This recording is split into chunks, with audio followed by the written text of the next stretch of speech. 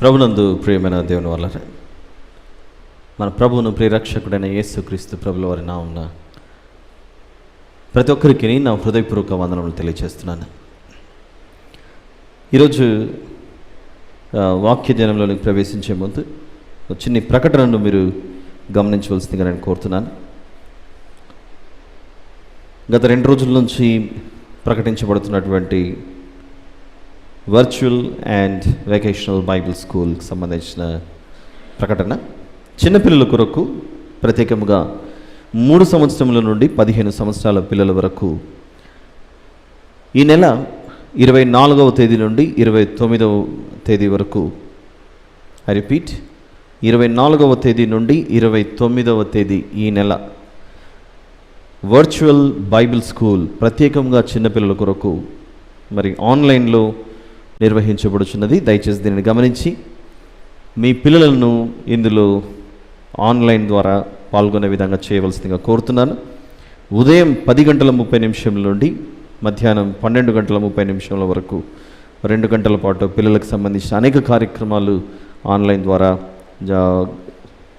నిర్వహించడం జరుగుతుంది. దీనికి సంబంధించి మీ పిల్లల పేర్లు నమోదు చేయించడానికి రిజిస్ట్రేషన్ కొరకు చివరి తేదీ 21/5/2021, ఈ నెల 21వ తేదీ చివరి తేదీ కనుక మరి ఆలస్యం చేయక రిజిస్ట్రేషన్ చేసుకోవాల్సిందిగా కోరుతున్నాను. ఈ కార్యక్రమంలో పాల్గొనే వారికి అనేక కార్యక్రమాలు అనగా బైబిల్లో జరిగిన వాస్తవ సంఘటనలను మరి పిల్లలకు ప్రత్యేకముగా వివరించటం మరియు వారికి నూతనమైన పాటలు నేర్పించటం, ఎన్నో యాక్టివిటీస్ మరియు రకరకాల పోటీలు, వాటిలో గెలిచిన వారికి మరి బహుమతులు కూడా. ఈ బహుమతులు ఎలా అందిస్తారు, ఆన్లైన్లో ఇస్తారని మాత్రం అనుకోకండి. ఏదో విధంగా మీకు అందే విధంగా చేరే విధంగా చేస్తారు. కాబట్టి దీన్ని గమనించి బాల్యము నుండే పిల్లల్ని మీరు ఇందులో దేవుని వాక్యంలో పెంచవలసిందిగా కోరుతున్నాను. ఆలస్యం చేయక ప్రార్థన చేసుకొని మనము వాక్య ధ్యానంలోనికి ప్రవేశిద్దాం. ప్రార్థన.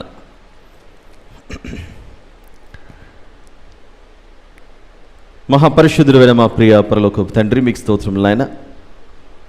ఈ సాయంత్రకాల సమయమున ప్రతి బుధవారము నిర్వహించబడు ఈ బైబిల్ స్టడీ కార్యక్రమానికి మీరు నడిపించిన విధానంకై మీకు స్తోత్రములు చెల్లిస్తున్నాం తండ్రి.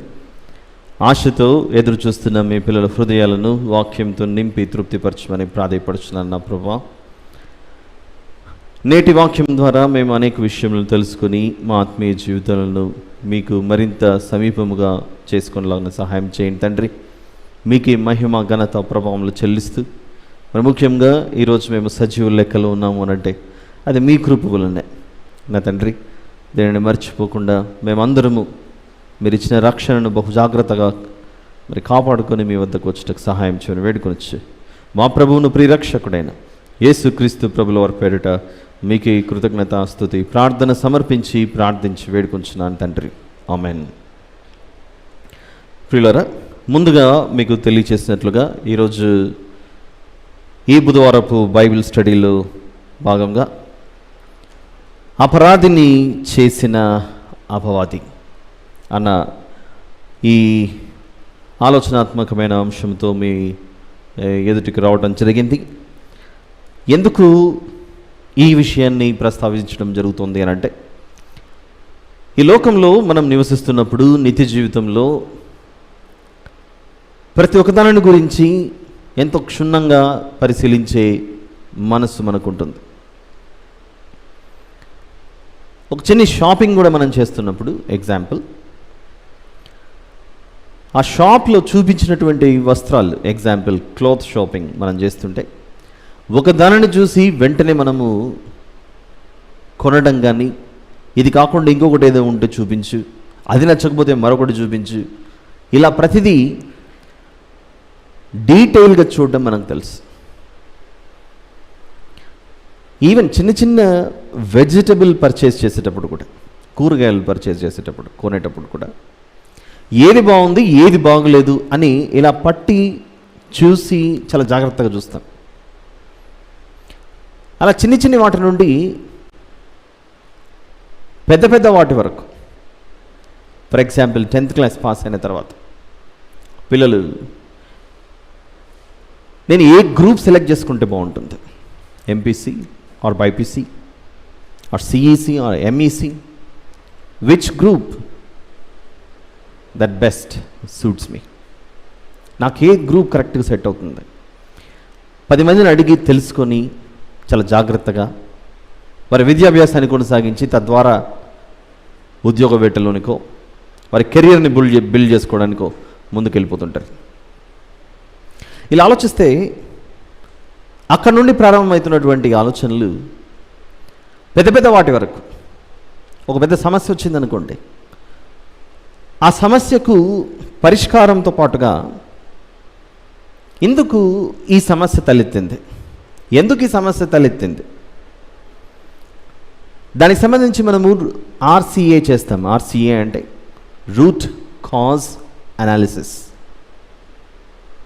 ఫర్ ఎగ్జాంపుల్, ఆరోగ్యము పూర్తిగా బాగలేకుండా అయిపోయింది అనుకోండి, బాగా దెబ్బతినింది, ఏ క్యాన్సర్ వలనో, ఏ టీబీ వలనో, లేకపోతే మరో కారణం వలనో.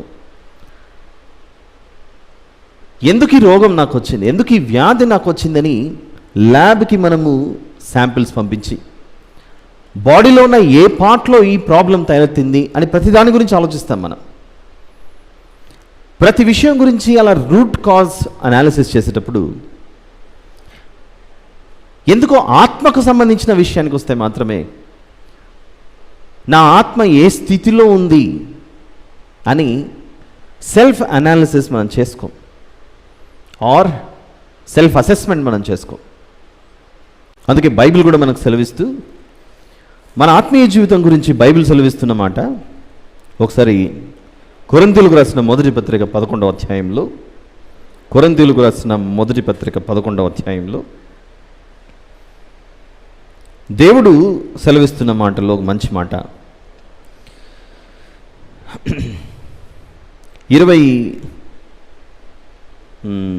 31వ వచనం చూద్దాం. 31. మనలను మనమే విమర్శించుకొనిన ఎడల, మనలను మనమే విమర్శించుకొనిన ఎడల అన్న మాటతో పాటుగా 28వ వచనంలో కూడా ప్రతి మనుష్యుడు తన్ను తాను పరీక్షించుకొనవలెను అన్నది చూడండి.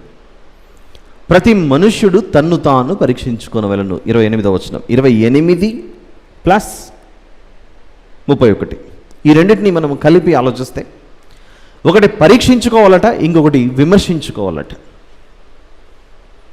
మన ఆత్మీయ జీవితం గురించి ఎంతమంది ఈరోజు నేను ఏ స్థితిలో ఉన్నాను, ఈరోజే నాకు దేవుని పిలుపు వస్తే దేవుడు నన్ను అంగీకరించే స్థితిలో నేను ఉన్నానా లేదా అని సెల్ఫ్ ఎగ్జామిన్ చేసుకోవడం చాలా తక్కువ. ఈ శరీరానికి కొంచెం ఏదైనా జలుబు, దగ్గు, జ్వరం, గొంతు నొప్పి ఇలాంటివి ప్రారంభమయ్యాయి అనుకోండి, ఇప్పుడున్న పరిస్థితుల్లో మన మనసులో వెంటనే తలెత్తేది నాకేమన్నా కరోనా ఉందేమో, కోవిడ్ పాజిటివ్ అయ్యానేమో అని వెంటనే ఇంటికి పిలిపించుకొని, లేదంటే మనమే ఒక డయాగ్నోస్టిక్ సెంటర్కి వెళ్ళి చెక్ చేయించుకొని నా బాడీలోకి ఏమైనా వైరస్ ఎంటర్ అయిందేమో అని చెక్ చేయించుకుంటాం. మనం బాడీకి అంటే మన శరీరానికి ఏమన్నా అయితే వెంటనే ఏదో తేడా కనబడుతుంది, నేను ఉన్న విధంగా లేదా ఉండవలసిన విధంగా ఉండలేదు, నాకేదో తేడా కనబడుతుంది నా శరీరంలో అని వెంటనే మనము టెస్ట్కి వెళ్తాం. చూడండి, టెస్ట్కి వెళ్తాం. ఇలా ఆలోచిస్తే ఈ శరీరాన్ని కదిలిస్తున్నది లోపల ఆత్మ కదా, ఈ శరీరాన్ని లేదా ఈ దేహాన్ని కదిలిస్తున్నది దేవుడిచ్చిన ఆత్మ, జీవాత్మ ఇందులో ఉన్నప్పుడు మన ఆత్మ లోపల అనగా ఈ శరీరంలోన ఈ ఆత్మ ఆరోగ్య పరిస్థితి ఎలా ఉంది, ఈ ఆత్మకి ఏమైనా గాయమైందా, ఈ ఆత్మకి ఏదైనా రోగం ఉందా అని ఆలోచించడం చాలా కష్టం. ఆలోచించం కూడా మనం. ఎందుకనంటే శరీరానికి గాయమైతే ఆ గాయంలో నుండి ఎలా బయటపడాలని మనం ఆలోచిస్తాం, కానీ ఆత్మకు గాయం అయింది అని అంత సులభంగా మనం గ్రహించలేం. ఎందుకంటే ఈ ఆత్మ దేవునికి దూరం అయిపోతున్నప్పుడు లోకాశలను చూసి లోకంలో కనపడే ఆనందం, సంతోషం, సుఖం వీటన్నిటినీ మనిషి చూసి ఆకర్షితుడై ఈ లోక మాయలో కలిసిపోయి నేను దేవునికి దూరం అయిపోతున్నాను అన్న ఆలోచన రావటం చాలా తక్కువ. పదే పదే ఎవరైనా వచ్చి నాయన ఇలా జీవించకూడదు, ఇలా బ్రతకూడదు అని చెబితే అప్పుడు ఆలోచించడం ప్రారంభిస్తాడు. అందుచేత మనిషి భూమి మీదకి వచ్చినప్పుడు చాలా పవిత్రంగా, పరిశుద్ధునిగా కనపడే ఈ మనిషి పెరిగి పెద్దవాడు అవుతున్నప్పుడు ఎందుకో దేవునికి దూరం అయిపోతుంటాడు. ఎందుకో దేవునికి దూరం అయిపోయి నేను దేవునికి దూరం అయిపోతున్నాను, దేవునికి నేను మోసం చేస్తున్నాను అన్న ఆలోచన రావటం ఎన్నో ఏండ్ల తర్వాత జరుగుతుంది, ఎన్నో సంవత్సరాల తర్వాత జరుగుతుంది. అది కొన్ని మంచి మాటలు ఈరోజు బైబిల్ గ్రంథంలో నుంచి చూడాలి. అపరాధిని చేసిన అపవాది. ఇంతకీ ఈ అపరాధి ఎవరు, ఈ అపవాది ఎవరు,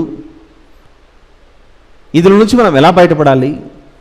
అపరాధము అనగా మన వాడుక భాషలో తెలుసు, ఏదో నేరం చేస్తేనే అపరాధి అవుతామని. ఈ నేరం చేయటానికి కారణం ఏంటి? ఎవరు మనతో ఈ నేరం చేయిస్తున్నారు? ఐ రిపీట్, శరీరానికి ఏదైనా సమస్య వస్తే అంత రూట్ కాజ్ చేస్తాం మనం. ఎక్కడి నుండి ప్రారంభమైంది? ఫర్ ఎగ్జాంపుల్, మన బాడీలో ఏదో ఒక పార్ట్లో ఏదైనా సమస్య వస్తే ఆ నొప్పి తట్టుకోలేక డాక్టర్ని సంప్రదించినప్పుడు ఎందుకో తేడా వస్తుందండి, ఆ పార్ట్ని కొంచెం టెస్ట్కి పంపించాలి, అందులో నుంచి వస్తున్నటువంటి దాన్ని. ఆ టెస్ట్ వచ్చిన తర్వాత తెలుస్తుంది ఇది ఎలాంటిది అని. ఆ రిపోర్ట్ వచ్చిన తర్వాత తెలుస్తుంది పలానా చోట ఈ ప్రాబ్లం ఉందని. అన్ని విషయాలలో రూట్ కాజ్ అనాలిసిస్ చేస్తున్నప్పుడు నేను పరలోకానికి వెళ్తానా లేనా లేదా? ఈరోజే యేసు ప్రభువు రాకడ జరిగితే, ఈరోజే ప్రభువు రాకడ జరిగితే నేను పరలోకానికి వెళ్ళటానికి అర్హున్నా కాదా? ఆరోగ్యం బాగుండి ఈరోజు ఈ కంప్యూటర్ ముందరో సెల్ ఫోన్ పెట్టుకొని చూడటమో లేకపోతే ఏదో ఒక విధంగా ఈ వాక్యాలు వింటున్నారు అనుకోండి, విని మామూలే అనుకోవచ్చు. ఒక్కసారిగా మన శ్వాస ఆగిపోయే పరిస్థితి దగ్గర పడుతున్నప్పుడు అప్పుడు తలెత్తుతుంది ఈ ప్రశ్న. నేను అంటున్నా ఈ ప్రశ్న, ఇప్పుడే నా ప్రాణం పోతే నేను దేవుని దగ్గరికి వెళ్తానా లేదా? దేవుడు నా కొరకు ఏర్పాటు చేసిన స్థలంకి నేను వెళ్తానా వెళ్ళనా? వెళ్ళకపోతే పరిస్థితి ఏంటి? యుగ యుగాలు నిత్యాగ్నిలోనే ఆ నరకం అనుభవిస్తూ అగ్ని ఆరదు పురుగు చావదన్న స్థితిలోనికి వెళ్ళిపోవాలిగా. ఈ విషయం గురించి సేవకులందరూ, ప్రపంచవ్యాప్తంగా సత్య సువార్తను బోధిస్తున్న సేవకులందరూ ప్రతి మనిషికి తెలియజేస్తున్న సందేశం ఇదే కదా. మరణించిన తర్వాత మన జీవితం ఉందని, కన్ను మూసిన తర్వాత దేవుడిచ్చిన నిత్య జీవంలోనికి మనం ప్రవేశించాలని ఇదే కదా సందేశం ఇస్తున్నది. దీనికి ఆధారం ఎవరు? మన నిరీక్షణకు ఆధారం ఎవరు అని అంటే యేసు ప్రభువే. ఆయన సమాధుల నుండి తిరిగి లేవటం వలన మనకంటూ ఒక నిరీక్షణకు ఆధారము దొరికింది. ఈ శరీరము మన్నులో కలిసిపోయి శిథిలమైపోయి మట్టిలో కలిసిపోయిన తర్వాత కూడా ప్రభు రాకడ సమయమున ఇది సజీవంగా మరొక శరీరాన్ని అనగా మహిమ దేహాన్ని, మహిమ శరీరాన్ని ధరించుకొని వస్తుందని మనకు తెలుసుగా. ఇవన్నీ మనం ఎరిగి ఉన్నప్పటికీ మన ఆత్మీయ స్థితి, మన ఆత్మీయ జీవితం ఎలా ఉందో అని ప్రతిరోజు సెల్ఫ్ ఎగ్జామిన్ చేసుకోకపోవడం చాలా ప్రమాదం. ఈరోజే ప్రభు రాకడ జరిగితే, ఈ క్షణమే ఇప్పుడే ప్రభు రాకడ జరిగితే దేవుడు ఏర్పరిచిన స్థలంలోకి నేను వెళ్ళగలనా? దేవుడిచ్చే ఆ పరలోకపు నివాసాన్ని నేను పొందుకోగలనా? పరలోక సంబంధమైన నివాసాన్ని నేను ధరించుకునే సామర్థ్యం నాకుందా? బలానమ్మకమైన మంచి దాసుడా అని దేవుడు నన్ను అంటాడా? దేవుడు నన్ను కుడివైపున ఉంచే జాబితాలో ఉంటానా, లేకపోతే ఎడం వైపున ఉంచే జాబితాలో ఉంటానా? ఏ స్థితిలో నేను ఉన్నాను? అనుక్షణం మనకు ఈ ఆలోచన ఉండాలి. అందుకే మొదటి కీర్తనల్లో దీవారాత్రము యెహోవా ధర్మశాస్త్రం నందు ఆనందించువాడు ధన్యుడు అని అంటే, ఆనందించడం ఏంటేంటి? ఆయన ధర్మశాస్త్రాన్ని ఎల్లప్పుడూ మన మదిలో ఉంచుకొని జ్ఞాపకం చేసుకుంటూ, ఈ క్షణమే ఇదిగో దేవుడు నన్ను పిలుచుకుంటే నేను అర్హత సంపాదించిన వాడినా కానా, అన్నిటి గురించి ఆలోచిస్తాను. ఉదయం లేస్తేనే సిద్ధపడి, విద్యార్థులైతే విద్యాభ్యాసానికి, ఉద్యోగం చేసేవాళ్ళైతే ఉద్యోగాలకు పరుగులు, వ్యాపారాలు చేసేవాళ్ళైతే బిజినెస్ చేయడానికి పరుగులు ఎడతారు. అన్ని విషయాల్లో మనం ఆలోచన కలిగి ఉన్నప్పుడు ఆత్మీయ జీవితంలో మాత్రమే మనకు ఎందుకో నిర్లక్ష్యం. ఈ శరీరం శిథిలమైపోతుంది, ఒకరోజు మట్టిలోని కలిసిపోతుందనే ఆలోచన మనకు ఉండాలిగా. అపరాధి ఈరోజు అపరాధిని చేసిన అపరాధి ఎలా అవుతాడో బైబిల్లో నుండి మనం ఒక వచనాన్ని చూస్తే, లేవియాకాండము 4వ అధ్యాయం. అపరాధిని చేసిన అపవాది. లేవియాకాండము 4వ అధ్యాయం 22వ వచనంలో, లేవియాకాండము 4వ అధ్యాయము 22వ వచనంలోని ఒక భాగం చూద్దాం. దేవుడైన యెహోవా ఆజ్ఞలన్నిటిలో, అక్కడి నుంచి చదువుతున్నాను నేను. మన దేవుడైన యెహోవా ఆజ్ఞలన్నిటిలో దేనినైనను మీరి చేయరాని పనులు చేసి అపరాధి అయిన ఎడల. ఈ వచనంలో, ఈ ప్రారంభంలో పొరబాటున అన్నది చూసారా? పొరబాటున పాపము చేసి తన దేవుడైన యెహోవా ఆజ్ఞలన్నిటిలో దేనినైనను మీరి చేయరాని పనులు చేసి అపరాధి అయిన ఎడల అనంటే, ఒక వ్యక్తి అపరాధి ఎప్పుడవుతాడు అనంటే, దేవుడిచ్చిన ఆజ్ఞలను పాటించక వాటిని మీరి నన్ను దేవుడు ఏమి చేయలేలే అని ఆలోచిస్తే అప్పుడే అపరాధి అవుతాడట. ఈ వచనాన్ని మీరు గమనిస్తే, పొరబాటున పాపము చేస్తేనే అపరాధి అయితే తెలిసి పాపం చేస్తే ఇంకెంత పెద్ద అపరాధం ఆలోచించండి ఒకసారి. లేవియాకాండం 4:22లో మనల్ని ఆలోచింపజేస్తుంది వచనం. పొరబాటున పాపము చేసి తన దేవుడైన యెహోవా ఆజ్ఞలన్నిటిలో దేనినైనను మీరి. అలానే 27వ వచనం కూడా చూడండి. 27వ వచనం, మీ దేశస్థులలో ఎవడైనను పొరబాటున పాపము చేసి చేయరాని పనుల విషయంలో యెహోవా ఆజ్ఞలలో దేనినైనను మీరి అపరాధి అయిన ఎడల. ఇక్కడ 2 విషయాలు. ఒకటి, తెలియజేశాను బ్రదర్, పొరపాటైపోయింది అనన్నా అపరాధే. పొరపాటున పాపము చేసిన అపరాధి అయినప్పుడు తెలిసి చేస్తే ఇంకెంత పెద్ద పాపం ఆలోచించండి ఒకసారి. బైబిల్ ప్రకారంగా పొరపాటున తప్పు చేస్తేనే అపరాధం అంటున్నాడు దేవుడు. పొరపాటున తప్పు చేస్తే కూడా దేవుని దృష్టిలో అయ్యో పోలీలే ఒక్కసారే కదా అనేది అవకాశం లేదు. అక్కడ పాపే, సిన్నర్, అపరాధి, ట్రెస్పాస్ చేశాడు అక్కడ. ఇప్పుడు ఆలోచించాలి, దేవుని మాటల్లో ఎంత స్పష్టత, ఆయన మనసులో ఉన్నటువంటి విషయాన్ని ఈ వాక్యం ద్వారా తెలియజేస్తున్నాడు మనకు. పాపం విషయంలో, అపరాధం విషయంలో దేవునికి ఉన్న మనసు ఎలాంటిదంటే, ఆయన పాపాన్ని చూసి అసహించుకునే దేవుడు. అబ్బా చాలా మంచి పని చేసావులే నాయన, చాలా గొప్ప పని చేసావులే అని భుజం తట్టి సబాష్ బలా మంచి దాసుడా, పొరపాటున చేసావులే ఒక్కసారి కానీలే అనే దేవుడు కాదు మన దేవుడు. పొరపాటున చేసినా కూడా ఆయన దృష్టిలో పాపమే. తప్పు చేస్తే దేవుని దృష్టిలో, ఆయన దృష్టిలో అపరాధి. ఈ వచనం ద్వారా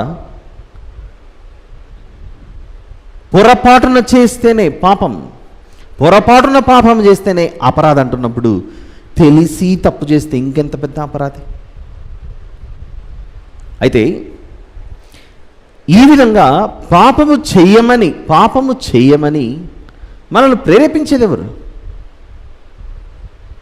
అపరాధిని చేసిన అపవాది అన్ను ఈ సందర్భాన్ని బట్టి ఒక మనిషి అపరాధి ఎలా అవుతాడో బైబిల్ని బట్టి చూస్తే దేవుని దృష్టిలో ఆయన ఇచ్చిన ఆజ్ఞలలో ఏ ఆజ్ఞను మనం మీరినా కూడా మన దృష్టిలో ఇది చిన్నది, అది పెద్దది, లేకపోతే ఇది ఇంకా పెద్దది అని అనుకుంటే ఏ విషయంలో కూడా దేవుడు చెప్పిన ఆజ్ఞను పాటించకపోతే అది పాపమే, అది అపరాధమే.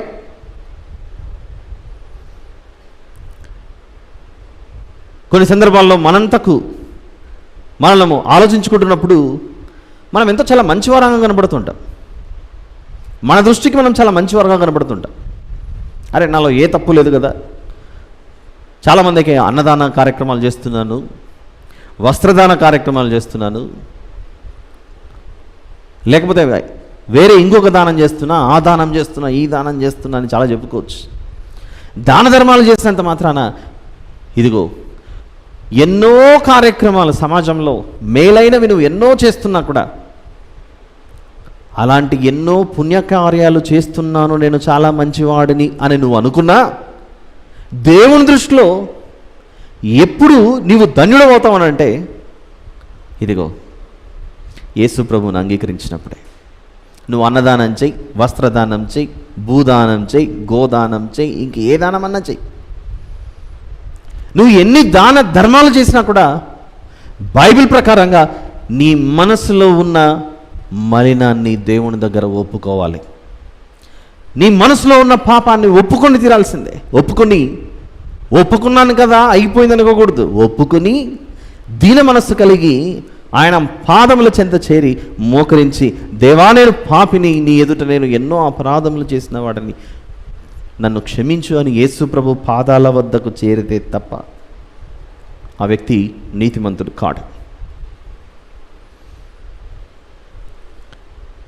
మనల్ని మనం ఎన్నో కార్యక్రమాలు చేస్తున్నాను కదా, నేను చాలా మంచివాడిని అని అనుకుంటే పొరపాటు. ఇలాంటి సంఘటన ఒకటి చూపిస్తున్నాను బైబిల్లో. ఒక వ్యక్తి సమాజంలో చాలా మంచి పేరు ప్రఖ్యాతలు గంచినటువంటి వ్యక్తి చాలా మంచి పుణ్యకార్యాలు చేస్తున్నాడట. పుణ్యకార్యాలు చూద్దాం ఒక సందర్భం. అది అపోస్తలుల కార్యములు 10వ అధ్యాయం. అపోస్తలుల కార్యములు 10వ అధ్యాయం మొదటి నుండి కొన్ని వచనాలు చూద్దాం. మొదటి నుండి కొన్ని వచనాలు. ఇటలీ పటాలం అనబడిన పటాలంలో శతాధిపతి అయిన కొర్నేలి అను భక్తిపరుడు ఒకడు కైసరయలో ఉండెను. అతడు తన ఇంటి వారందరితో కూడా దేవుని యందు భయభక్తులు గలవాడై ఉండి ప్రజలకు బహుధర్మము చేయొచ్చు. ఏం చేస్తున్నాడట? ప్రజలకు బహుధర్మము చేయొచ్చు, ఎల్లప్పుడూ దేవునికి ప్రార్థన చేయవాడు. పగలు ఇంచుమించు 3 గంటల వేళ దేవుని దూత అతని యొద్దకు వచ్చి, కొర్నేలి అని పిలుచుట దర్శనమందు తేటగా అతనికి కనబడాను. అతడు దూత వైపు తేరి చూచి భయపడి, ప్రభువా ఏమని అడిగాను. అందుకు దూత, నీ ప్రార్థనలను నీ ధర్మకార్యములను దేవుని సన్నిధికి జ్ఞాపకార్థంగా చేరినవి. ఇప్పుడు నువ్వు చేయవలసినది ఏంటంటే, ఇదిగో నీ దాన ధర్మాలు, నీ ధర్మకార్యాలు సమస్తం పరలోకానికి చేరాయి. దేవుడు గమనిస్తున్నాడు నీ ధర్మకార్యాలన్నీ, అన్నీ మంచివే. అయితే నీకు కావాల్సింది, నీవు యొప్పేకు మనుషులను పంపి పేతురు అను మారు పేరు గల సీమోనును పిలిపించుము. అప్పుడు పేతురు వచ్చి చెప్పాలి ఏమని, ఇదిగో మీకు రక్షకుడు యేసు ప్రభువే, వెంటనే బాప్తిసం తీసుకోండి అని పేతురు గారు వచ్చి ఆ అపోస్తలుల కార్యంలో ఇందాక చదివిన ఈ అధ్యాయం మొత్తం చదువుకుంటూ వస్తే, నీ ధర్మకార్యాలన్నీ దేవుని వద్దకు చేరాయి, నీ మనస్సు నచ్చింది. అయితే నీకు ఇంకొకటి కొదువుగా ఉంది. ఏంటది? నువ్వు ఇంకా ప్రభువును అంగీకరించలేదు. వెంటనే నా ప్రియ కుమారుని ఒప్పుకో. లోకానికి వచ్చాడని, నీ కొరకు ప్రాణం పెట్టాడని, రక్తం కార్చాడని ఒప్పుకో. ఈ విషయాలు వెళ్ళి ఎవరు చెప్పాలి? పేతురు గారు వెళ్ళి చెప్పాలి కొర్నేలి గారికి. వెంటనే ఆ కుటుంబం అంతా దేవునిలోనికి నడిపించబడటం ఎంత ధన్యత అక్కడ. ఇలా ఆలోచిస్తే ఈరోజు అపరాధిని చేసిన అపవాది అను ఈ సందర్భంలో ఒక వ్యక్తి అపరాధి ఎలా అవుతాడో తెలుసుకున్నాం. దేనిని బట్టి? లేవ్యకాండం 4లో దేవుని ఆజ్ఞలలో ఏ ఆజ్ఞను మీరినా కూడా అపరాధే అట. పొరపాటున మీరినా అపరాధే. పొరపాటున చేస్తేనే దేవుడు ఒప్పుకోవట్లేదు అన్నప్పుడు ఇంక తెలిసి చేస్తే దేవుడు ఊరుకుంటాడా? శిక్ష తప్పదు, ఖచ్చితంగా పడుతుంది శిక్ష. అయితే మనిషిని అపరాధిని చేస్తున్నది ఎవరో తెలియాలి మనకు. చేస్తున్నది ఎవరో మనము ఒకసారి బైబిల్లో నుండి యోహాను సువార్త 8వ అధ్యాయము. మనిషిని అపరాధి, దేవుని దృష్టిలో ఈ వ్యక్తి దోషి అని నిలబెడుతున్నది ఎవరు? ఈ వ్యక్తి దోషి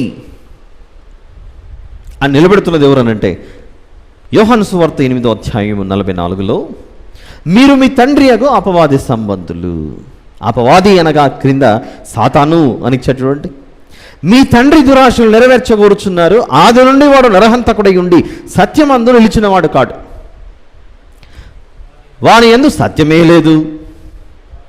వాడు అబద్ధమాడినప్పుడు తన స్వభావమును అనుసరించియే మాట్లాడును. వాడు అబద్ధికుడును అబద్ధమునకు జనకుడునై ఉన్నాడు. మొట్టమొదటి మానవాళైనటువంటి ఆదాము హవ్వ గారిని మోసపుచ్చింది ఎవడంటే ఈ అబద్ధికుడే. ఎలా మోసపుచ్చాడు?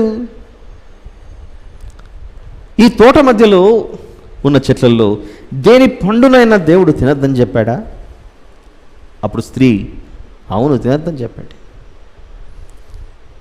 ఏమీ పర్లేదు నువ్వు తినచ్చు అన్నాడు. అక్కడ చూద్దాం ఆ సంభాషణ, ఈ అపవాది చేస్తున్నటువంటి కాన్వర్జేషన్, వారిద్దరి మధ్య జరుగుతున్న ఆ ముచ్చట చూడండి ఎలా ఉందో. ఆదికాండం 3వ అధ్యాయము మొదటి నుంచి కొన్ని వచనాలు. దేవుడైన యెహోవా చేసిన సమస్త భూజంతువులలో సర్పము యుక్తి గలదై ఉండెను. అది ఆ స్త్రీతో, ఇది నిజమా?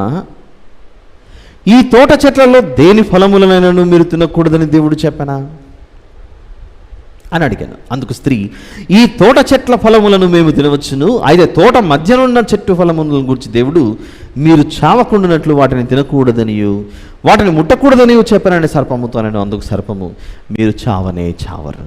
ఇది నిజమంటారా అబద్ధం అంటారా? మీరు చావనే చావరు అన్నప్పుడు ఇది నిజమా? అపవాది చెప్పినది నిజమా? వాడు ఏం చేశాడు? నిజాన్ని అబద్ధం చేశాడు, అబద్ధాన్ని నిజమన్నట్లుగా మాట్లాడుతున్నాడు. అక్కడ ఎంత మోసం, ఎంత ద్రోహం ఇది! హవ్వమ్మను ఆ పండుతో మోసగించాడు, మనలను ఏం పర్లేదు ఒక అబద్ధం మాట్లాడు, దేవుడు ఏమనుకోడు, ఒకటే కదా మాట్లాడేసా, ఏం పర్లేదు, ఎవరు చూడట్లేదుగా, ఇదిగో నువ్వేదో ఒక తప్పు చేసాయి పర్లేదు అని ఎన్ని మార్లు మనల్ని మోసగించలేదు చెప్పండి. వాడే ఎప్పుడైతే అపవాది వచ్చి ఈ ఏదైనా వనంలో వీరితో మాట్లాడినప్పుడు వీరు ఎలాగైతే మోసపోయారో, ఈరోజు అనేక విధాలుగా వాడు వచ్చి మనల్ని గుచ్చి లాగే తీసుకెళ్ళిపోతున్నట్టు. ఫర్ ఎగ్జాంపుల్, ఈ దేహము దేవుని ఆలయము, దీనిని పాడు చేయకూడదు అని కొరింథీయులకు రాసిన మొదటి పత్రిక 3:16 దేవుని వాక్యం. అది చిన్నప్పుడు బాగా మంచి శ్రేష్టమైనటువంటి పాలను స్వీకరించి పసిబిడ్డ శిశువుగా ఉన్నప్పుడు పాలతో పెరిగి పెద్దవాడైన తర్వాత పెద్దవాడై ఈ చేతిలోకి ఒకనాడు మిల్క్ బాటిల్, ఒకనాడేమో పాల బాటిల్, పెద్దగైన తర్వాత చేతిలోకి ఒక సిగరెట్, బీడీనో చుట్టానో వచ్చేసింది. ఎవరు నేర్పించాలి? ఒకటి సమాజం అని నేర్పించాలి, లేదా అతి సమీపంగా ఉన్న మిత్రులను నేర్పించాలి. ఎవరో ఒకరు వచ్చి ఈ తప్పు చేయి నాయనా అని అన్నాడు. అలవాట్లేదు, ఒకదాంతో ప్రారంభించి రేపటికి 2 అవుతాయి, తర్వాత 3 అవుతాయి, తర్వాత 4 అవుతాయి. మనకు అర్థం అవ్వట్లేదు. విషయం ఏంటంటే, ఆనాడు ఏదైనా తోటలో ఆదాము హవ్వమ్మ తప్ప మనుషులలో ఇంకెవరు లేరు. అందుకు అపవాది ఎవరిలో దూరి ఈ మనిషిని మోసం చేశాడంటే సర్పములోనికి దూరి మనిషిని మోసం చేశాడు. అదే ఏదైనా వనంలో ఇంకా ఇప్పుడున్న సమాజంలో ఉన్నంత మంది మనుషులు ఉండింటే మనుషుల్లోనికే వాడు ప్రవేశించి ఇంకొక మనిషిని మోసం చేసేవాడు. ఒకనాడు మనుషులు లేరుగా వీరిద్దరు తప్ప, సర్పంలోనికి దూరి వాడు ఆది మహాఘట సర్పం అని చూపించడానికి వాడిలో ఆ సర్పంలోనికి దూరి వీడిని మోసపుచ్చలేదా? వారిరువురిలో నుంచి వచ్చిన ఈ మొదటి సంతానమే కయీను.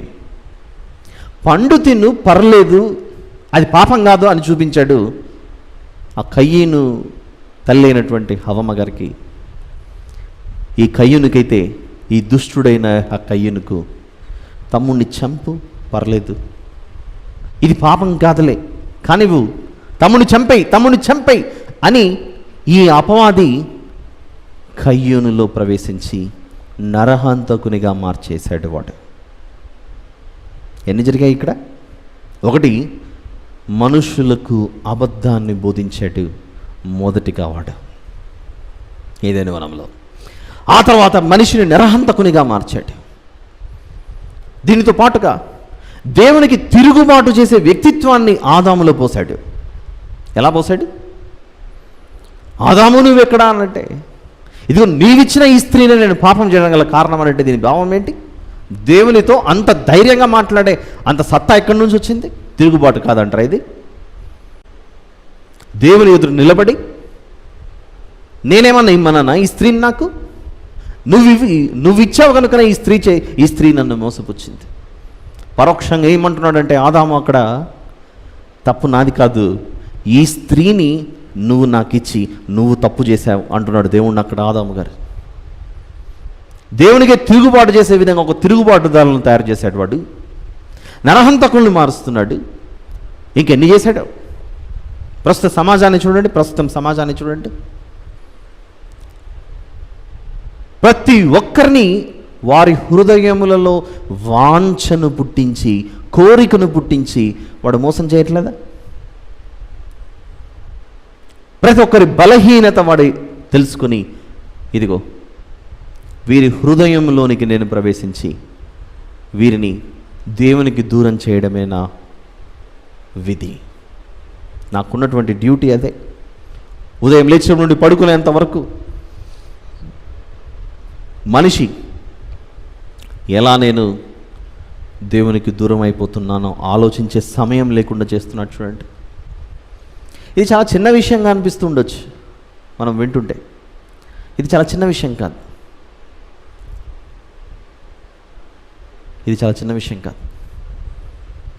ప్రతి క్షణం మనకు ఈ ఆలోచన ఉండాలి, నేను ఏ కారణం చేతనైనా అపవాది చేత మోసపోతానేమో.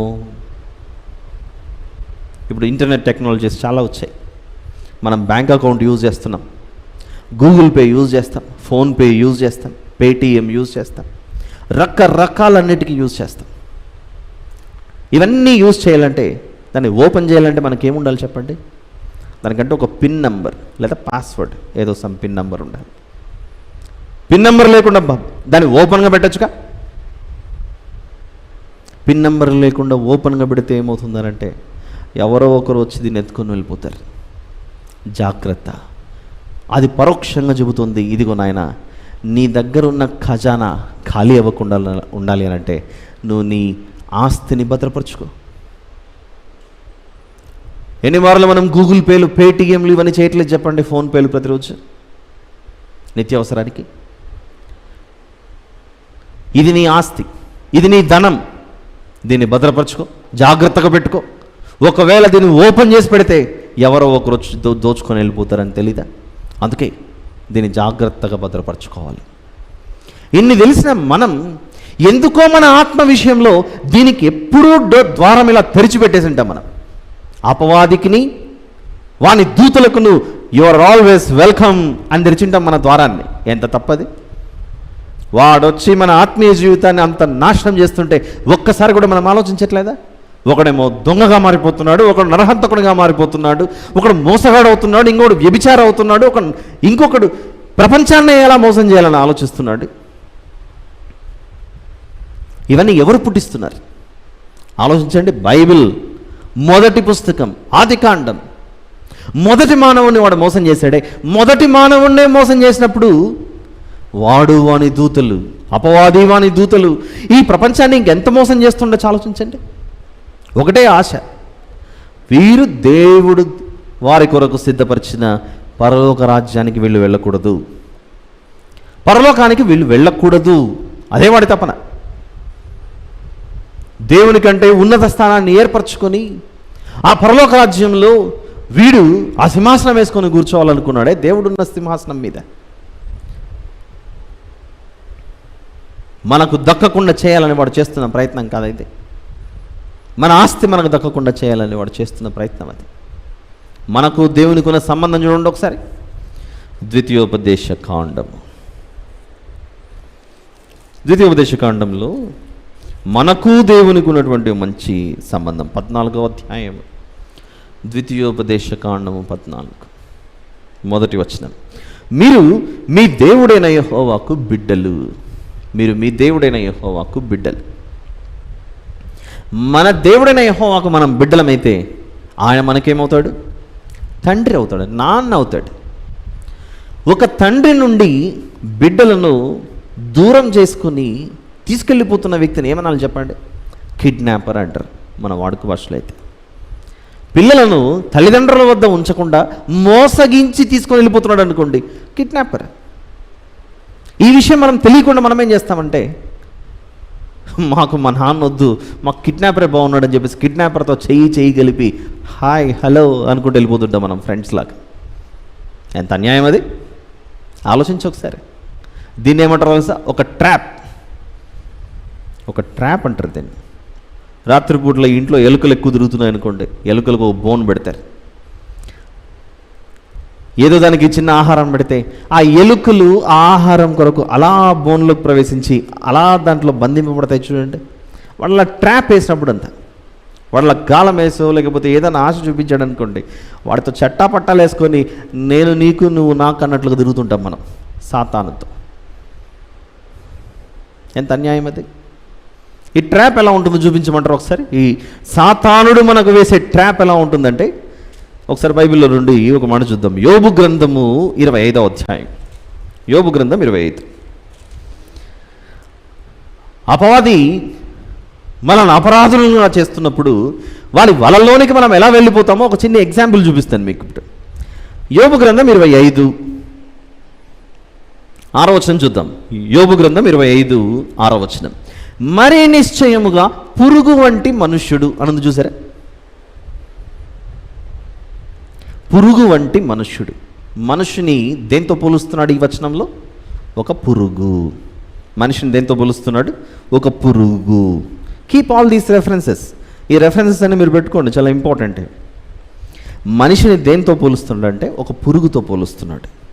ఇలా దాటుకొని ఇంకొక రెఫరెన్స్ కూడా చూద్దాం. కీర్తన 22వ కీర్తన 6వ వచనం చూద్దాం. దావీదు గారు రాస్తున్నటువంటి కీర్తన ఇది. 22వ కీర్తన 6వ వచనం. నేను నరుడను కాను, నేను పురుగును. నేను నరుడను కాను, నేను పురుగును. ఇక్కడ కూడా నరుణ్ణి ఒక పురుగుతో పోలుస్తున్నట్లు కనబడుతోంది. చూద్దాం అక్కడ. ఇలా దాటుకొని ఇంకా కొంచెం మనము యెషయా గ్రంథంలోనికి వెళ్ళి చూస్తే, ఇశ్రాయేలును అనగా యాకోబు గారిని సంబోధించినటువంటి ఒక సందర్భం చూద్దాం. 41వ అధ్యాయం యెషయా గ్రంథం 41. యెషయా గ్రంథం 41 14వ వచనం చూద్దాం. 14వ వచనం. పురుగు వంటి యాకోబు అని చూసారా? పురుగు వంటి యాకోబు. ఈ పురుగుల పరిస్థితి ఏమవుతుందో చూద్దాం. మన ఇళ్ళలోకి పురుగులు వచ్చాయనుకోండి, నైట్ అయితేనే పురుగులు వస్తూ ఉంటాయి. కొందరు ఇళ్లల్లో దాదాపుగా నెల రోజులైనా 2 నెలలైనా 3 నెలలైనా బూజులు కూడా దులుపుకోకుండా అలానే ఉంటారు. ఒకవేళ అలాంటివి మన ఇంట్లో ఉంటే కనీసం రేపన్నా ఇంట్లో బూజులు క్లీన్ చేసుకోవడం మంచిది ఆరోగ్యం కొరకు. ఒక చిన్న ఎగ్జాంపుల్. ఈ పురుగు ఏమవుతుందంటే, సాలె పురుగు స్పైడర్ పెట్టినటువంటి స్పైడర్ వెబ్కి అది ఎగురుకుంటూ రావటమో ఏదో ఒకటి చేసి మొత్తానికైతే ఆ స్పైడర్ వెబ్లో ఇరుక్కుపోతుంది. సాలె పురుగు గూడులో ఎగురుకుంటూ వచ్చినటువంటి ఆ పురుగు అలా ఆ సాలె పురుగు గూడులో ఇరుక్కుపోతుంది. ఇరుక్కుపోయినప్పుడు ఆ పురుగును తినటానికి ఆ సాలె పురుగు దగ్గరికి వచ్చి కొంచెం కొరుక్కొని తినుకుంటూ వెళ్ళిపోతుంటుంది. అదొక ట్రాప్. ఇది మనకు అర్థమైతే, బైబిల్లో కనబడుతున్న ఈ పురుగు అని కనబడుతున్నాడు చూసారా? కొద్దిసేపు పురుగు వంటి యాకోబు, నేను నరుడను కాను పురుగును. ఇలాంటి పురుగుతో మనిషిని పోల్చుకుంటాం. మనం కూడా ప్రార్థన చేసేటప్పుడు, ప్రభువా పురుగు వంటి వాడనైనా నేను ఎలాంటి వాడను, ఏ పాటి వాడను, ఏ పాటి దానను, ఇలాంటి ప్రార్థనలు చేస్తాంగా మనం. ఈ పురుగు పరిస్థితి ఏమవుతుందంటే చెరువులోకో నదిలోకో సముద్రంలోకో ఒక చేపలు పట్టేవారు ఎలాగైతే వల విసురుతారో అలా అపవాది వచ్చి ఈ లోకాశలు అన్న వల మనల్ని విసిరినప్పుడు ఈ చేప వద్దన్న కూడా పోయి ఇరుక్కుపోతుంది ఆ వలలో. భలే ఉంది, ఇందులో ఏదో ఆహారం బాగుందని. ఒక పురుగు ఎగురుకుంటూ ఒక సాలెపురుగు గూడులో ఇరుక్కుపోతే అది వచ్చి ఎలా పట్టుకుపోతుందో, ఇదిగో అలాంటి ట్రాప్లోకి మనం వెళ్ళిపోతాం ఈ లోకంలో. ఈ అపవాది మనల్ని అలా మోసగిస్తున్నప్పుడు ఎంత జాగ్రత్త పడాలి. అందుకే దేవునికి మనకు మధ్య అడ్డుగోడగా వస్తున్నటువంటిది ఏంటంటే అపవాది మన హృదయంలోనికి ప్రవేశపెట్టిన పాపమే. చూద్దాం, అది 59వ అధ్యాయం యెషయా గ్రంథం 59 ముగించుకుందాం. యెషయా గ్రంథం 59 మొదటి 2 వచనాలు చూద్దాం. ఇలా సాతానుడు వేసిన వలలో నుండి తప్పించబడాలి అని అంటే దేవుడు సిద్ధంగా ఉన్నాడు మనల్ని రక్షించడానికి. ఆ సందర్భం గురించి చెబుతూ యెషయా గ్రంథం 59 మొదటి 2 వచనాలలో, రక్షింపనేరకయుండునట్లు యెహోవా హస్తము కూర్చ కాలేదు, విననేరకయుండునట్లు ఆయన చెవులు మందము కాలేదు. మీ దోషములు మీకును మీ దేవునికి నీ అడ్డముగా వచ్చెను, మీ పాపములు ఆయన ముఖమును మీకు మరుగుపరచెను. మన పాపములే మన దేవుణ్ణి మన తండ్రిని దూరం చేస్తుంటే ఇప్పుడు మనం దేన్ని పోగొట్టుకోవాలి? అపరాధాలను పాపములను దేవుని సన్నిధిలో ఒప్పుకొని బయటపడాలి. దీనికంటూ ఒక వైద్యుడు అవసరం. ఈ పాపం అన్న రోగం, ఈ పాపము అపరాధము అన్న వ్యాధి మనకు తగులుకున్నప్పుడు దీని నుండి మనల్ని విడిపించగలిగే సమర్థుడు ఒకడు ఉండాలి. ఆయనే మన రక్షకుడైన యేసుక్రీస్తు ప్రభుల వారు. యేసు ప్రభు గురించి ఎన్ని మార్లు ఆయనే మనల్ని రక్షించేది, ఆయన తప్ప ఈ ప్రపంచానికి మరొకరు లేరు అని స్వరమెత్తి గళమెత్తి ప్రపంచానికి చెబుతున్న ఈ మాటలు ఆయన అంగీకరించని మనుషులకు ఎలా కనబడుతుందంటే ఇది ఒక వీడో పిచ్చోడు వాగుతున్నాడు అని అనుకుంటారు. కానీ ఒకసారి కన్ను మూసిన తర్వాత తెలుస్తుంది ప్రభువును కోల్పోయిన నీవు ఎంత వేదన అనుభవించవలసి వస్తుందా అని. దీపం ఉండగానే ఇల్లు చక్క పెట్టుకో అన్న మాట భావం, ఆత్మ దేవుడిచ్చినటువంటి శ్వాస, ఈ జీవం ఈ శరీరంలో ఉండగానే ప్రభు యొక్క విలువ తెలియాలి. రాజులకు రాజు ప్రభువులకు ప్రభు అయినటువంటి ఆయన ఏ పని లేకుండా భూమి మీదకి వచ్చి ఏదో మనలాగా ఈ ఇందిరా పార్క్ లేకపోతే ఈ లుంబిని పార్క్ తిరిగి వెళ్ళిపోవడానికి వచ్చాడు అనుకుంటే పొరపాటు. యేసు ప్రభు ఎందుకు వచ్చారనుకుంటున్నారు? మనం చేతకాని వాళ్ళం అయిపోయాం, బలహీనులమైపోయాం, పాపముల రోగం అంటించుకొని వ్యాధిగ్రస్తులమై మంచాన పడినటువంటి వారం మనం. అలాంటి ఆత్మీయ జీవితాలను ఆయన మనల్ని లేపి పరిశుద్ధపరిచి కోల్పోయినటువంటి ఆ శక్తిని, ఆత్మీయమైనటువంటి శక్తిని, కోల్పోయిన అవకాశాన్ని, ఆ జీవాన్ని ఆయన తిరిగి నింపాడు మాలో. నిర్లక్ష్యం చేయకూడదు. యేసు ప్రభు అంటే ఏదో విదేశీ దేవుడు, మాకు అవసరం లేదు అని అనుకుంటే పొరపాటు. అన్ని దేశాల వారికి యేసు ప్రభువే దిక్కు. అన్ని భాషలు మాట్లాడే వారికి యేసు ప్రభువే శరణ్యం. ఏ జాతి వారికైనా యేసు ప్రభువే. నేనే మార్గం అన్న ఒక్క మాటకు అర్థం తెలుసుకోకపోతే ఎందుకు? నేనే జీవం అన్న ఆ మాట కూడా అర్థం కాకపోతే ఎలా? ఇది అబద్ధం కాదు, నేనే సత్యం, నేనే చెబుతున్నాను. అది అప్పుడప్పుడు చెప్తుంటాను, ఆయన మన హృదయమును ద్వారము వద్ద నిలుచుండి తట్టుచున్నాడట. ఆయన స్వరం విని తలుపు తీస్తే ఆయన మనలోనికి వచ్చి మనతో కలిసి జీవిస్తాడట. ఇది ఆపర్చునిటీ 1, అవకాశం నెంబర్ 1 ఇది. దీని సెకండ్ స్టేజ్ చెప్తున్నాను వినండి. అబ్బా బలుంది కదా, ఆయన చాలాసార్లు డోర్ దగ్గర నిలబడి కొడుతున్నాడు, నేను కింగ్ లోపల కూర్చున్నాను, నేను డోర్ తీయట్లేదు దేవునికి అని. నెక్స్ట్ స్టేజ్ చెబుతున్నాను. ఇప్పుడు దేవుడు తట్టుచున్నప్పుడు నువ్వు తలుపు తీయకపోతే ఆయన అన్న మరో మాట ఉంది. నేనే మార్గము జీవము సత్యముతో పాటుగా ఆయన అన్న మరో మాట ఏంటంటే నేనే ద్వారము అని కూడా అన్నాడు ఆయన. నేనే ద్వారము, ఐఎమ్ ద డోర్ అన్నాడు ఆయన. నీ తలుపు వద్ద నుండి ఆయన తట్టుచున్నప్పుడు తలుపు తీయకపోతే ఒకరోజు వస్తుంది ఆయన ద్వారము వద్ద నువ్వు నిలబడి తట్టితే గెట్ అవుట్ అంటాడు. అప్పుడు ఏంటి పరిస్థితి? రాజులకు రాజు, king of kings and the lord of lords అను ఆయన వచ్చి నీ తలుపు వద్ద నిలుచుండి తట్టుచుంటే మనం ఏమన్నాము ఒకరోజు ఆయనని, నాకు నువ్వు అవసరం లేదనలేదా ఈ ప్రపంచం? ఆయన తిరస్కరించిన వారందరూ పలికిన మాట అదే.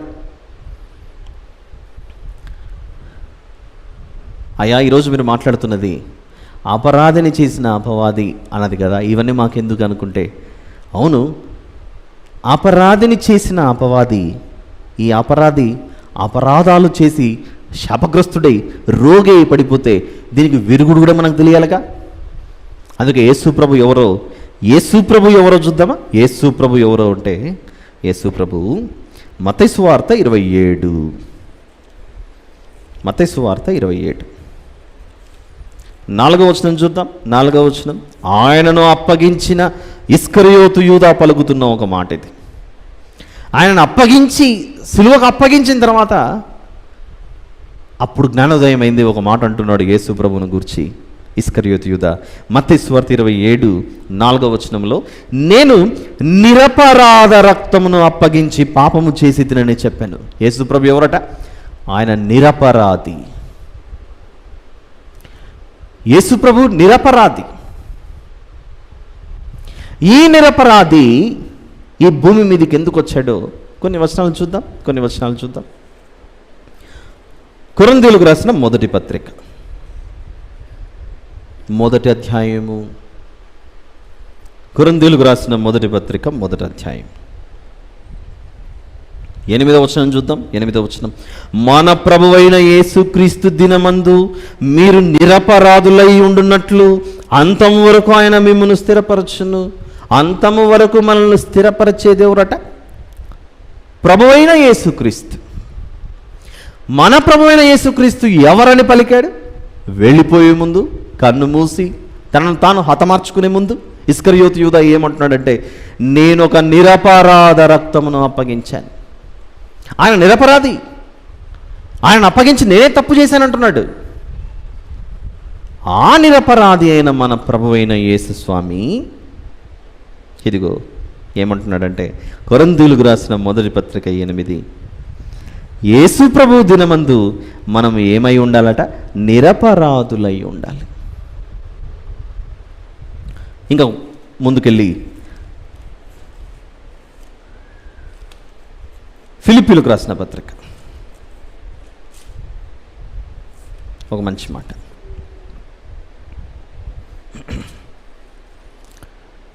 యేసు ప్రభు మనకు చెప్పినటువంటి మాటల్లో మొదటి అధ్యాయం, ఫిలిప్పీ పత్రిక మొదటి అధ్యాయము 11వ వచనంలోని చివరి మాట, 11వ వచనం చివరి మాట పౌలు గారు పరిశుద్ధాత్మ దేవుని ప్రేరణ చేత ప్రభువును గూర్చి తెలియజేస్తున్నటువంటి మాట చూద్దాం.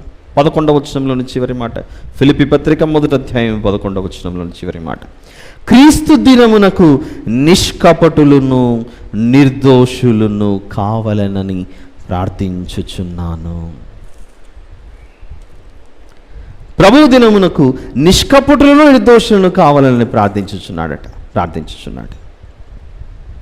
ఇంకా చూద్దాం పక్కనే ఉన్నటువంటి పత్రిక, కొలస్సీ పత్రిక మొదటి అధ్యాయం, కొలస్సీ పత్రిక మొదటి అధ్యాయం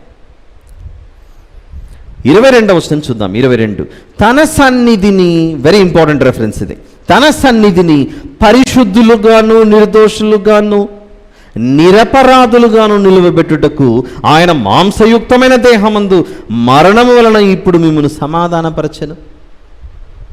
ఈ రెఫరెన్సెస్ అన్నిటినీ మనం ఒకసారి కోరిలేట్ చేసుకుంటే, అపరాధి ఎలా అవుతున్నాడంటే, అపవాది మనుషులను అపరాధులుగా చేస్తున్నాడు. అపవాది మనుషులను అపరాధులను చేస్తుంటే, ఈ అపరాధులైన ఈ మనుషులను నిరపరాధులుగా మారుస్తున్నాడు మరో నిరపరాధి. ఎవరైనా నిరపరాధి? మన రక్షకుడైన యేసు ప్రభు సిలువ మరణం పొంది మన అపరాధములను ఆయన సిలువ మీద మోసి మనలో ఉన్న పాపములను కడిగివేసి దేవునికి మనకును మధ్య ఉన్న ఆ అడ్డుగోడను తొలగించాడు ఈ నిరపరాధి. అందుకే ఈ సందర్భానికి సంబంధించి ముగింపులో మనం తెలుసుకోవాలి, అపవాది మనుషులను అపరాధులుగా చేస్తుంటే యేసు ప్రభువును నిరపరాధి మనుషులను తన రక్తము చేత కడిగి నిరపరాధులుగా మారుస్తున్నాడు.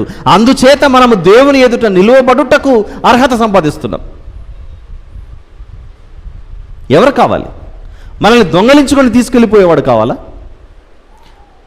హబక్కూకు గ్రంథం 1వ అధ్యాయం 15వ వచనం ప్రకారంగా వాడు మానవులకందరికీ గాలం వేసి గుచ్చి లాగి తీసుకెళ్ళిపోతుంటే, అపరాధములు చేయించి మనుషులతో తిరిగి వాడి చెరలో నుండి మనల్ని బయటికి తీసుకుని వస్తున్నదే ఒక నిరపరాధి. భూమి మీద ఉన్నప్పుడు మన వలె శరీరమును ధరించి పాపము లేనివాడుగా ఆయన జీవించి ఈరోజు మనకు ఒక మార్గాన్ని చూపించి నిరపరాధిగా మనల్ని మారుస్తున్నాడు. చూడండి, అందుకే ఈ ముగింపులో మనం అందరం తెలుసుకోవాలి, అపవాది చేత మనం అపరాధులుగా మారిపోతున్నాం. భూమి మీదకి వచ్చిన తర్వాత ఈ అపరాధములలో నుండి, అపవాది యొక్క సంకెళ్లలో నుండి మనల్ని విడిపిస్తున్నాడు ఏకైక నిరపరాధి, అదే మన ప్రభు అయిన యేసు ప్రభు అను మహారక్షకుడు. ఆ నిరపరాధి మనల్ని ఏం చేస్తున్నాడంటే నిరపరాధులుగా మారుస్తున్నాడు. నువ్వు ఎవరితో ఉంటావు ఈరోజు? ఎవరితో జీవితాన్ని కొనసాగించాలనుకుంటున్నావు? మనతో నేరం చేయించేవాడితో మనం జీవితాన్ని కొనసాగిద్దామా, లేక మనల్ని పరిశుద్ధులుగా మారుస్తున్న ఆ నిరపరాధితో మన సహవాసాన్ని కొనసాగిద్దామా? ఆలోచించుకోవాలిగా. ఈరోజు పడుకునే ముందు మనం అందరం ఆలోచించాలి, ఇదిగో నేను ఏ స్థితిలో ఉన్నాను. ఒకరోజు యేసు ప్రభువులోనికి వచ్చిన వారైతే ఈ విధంగా ఆలోచించాలి, ఒకనాటి నా జీవితం ఏంటి, నా బ్రతుకేంటి, దేవుని దృష్టిలో నేను ఎంత నీచునిగా బ్రతికాను. అలాంటి నన్ను దేవుడు నన్ను ప్రేమించి అపరాధిగా ఉన్న నన్ను, అపవాది చేత మోసపోయినటువంటి నన్ను దేవుడు యేసు ప్రభు తన స్వరక్తం ఇచ్చి కడిగి నన్ను నిరపరాధిగా మార్చాడే. యేసు ప్రభువును నిరపరాధి ఉచితముగా ఆయన నాకు దయచేసిన ఈ ధన్యతను బట్టి జీవితాంతము నేను ఆయనకు నమ్మకముగా స్థిరముగా రుణపడి జీవిస్తానని మరొకసారి మనం గట్టిగా తీర్మానం చేసుకొని ఈరోజు దేవునితో ఇంకొక అడుగు ముందుకు వేయడానికి మనం సిద్ధపడాలి. ఆయనను అంగీకరించని వారు ఎవరైనా వింటూ ఉంటే ఆలస్యం చేయకూడదు. అపవాది చెరలో నీవు ఉన్నావని, అపవాది చెరలో వాడు నిన్ను బంధించాడని నువ్వు తెలుసుకోవాలి. ఆలస్యం చేసి ప్రభువును అంగీకరించకపోతే వాడి చెరలో చిక్కుకుపోయి ఇదిగో వాడు వేసే సాలె పురుగు గూడులో నువ్వు ఇరుక్కుపోతే ఎలా? బయటపడాలిగా.